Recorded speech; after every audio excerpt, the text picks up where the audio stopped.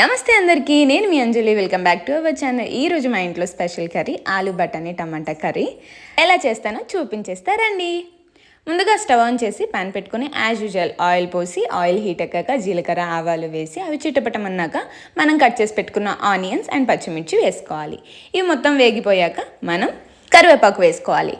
ఇప్పుడు దీంట్లోనే మనం కొంచెం పసుపు అండ్ అల్లం వెల్లుల్లి పేస్ట్ వేసి వేయించుకోవాలి. అల్లం వెల్లుల్లి పేస్ట్ పచ్చివాసన పోయిన తర్వాత కట్ చేసి పెట్టుకున్న టమాటో ముక్కలు వేసి మగ్గించుకోవాలి. ఇప్పుడు ఇందులోనే అన్నేసి చూడు నన్నేసి చూడు అంటుందంట ఉప్పు.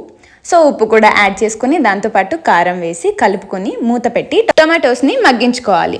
కాసేపటి తర్వాత మూత తీసి చూసేసరికి టొమాటోస్ పూర్తిగా మగ్గిపోయి ఉంటాయి. ఈ స్టేజ్లో మనం నైట్ అంతా నానబెట్టి పెట్టుకున్న బఠానీలు మరియు ఆలుగడ్డ ముక్కలు వేసుకొని కలుపుకోవాలి.